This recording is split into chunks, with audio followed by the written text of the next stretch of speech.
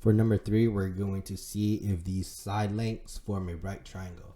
It only forms a right triangle if Pythagorean theorem of a squared plus b squared is equal to c squared holds valid. So let's see this. A is equal to 12, b equals to 9, c equals to 15. Let's see if that works. 12 squared plus 9 squared is equal to 15 squared. 12 squared is 144. 9 squared is 81. 15 squared is 225. Now let's add the like terms together. 144 plus 81 becomes 225.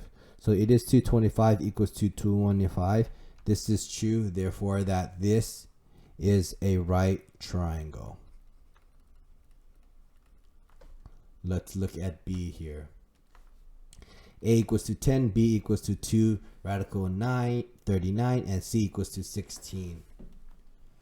10 squared plus 2 radical 39. Make sure you understand that that is squared is equal to 16 squared. 10 squared is 100 plus. Notice this 2 is distributed to both terms. Okay, becomes 2 squared. Then that just becomes a 39.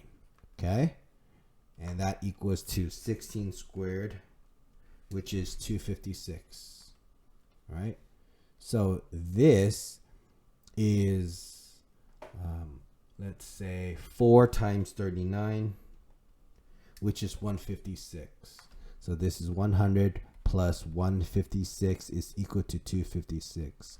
So this is 256 is equal to 256. This is valid.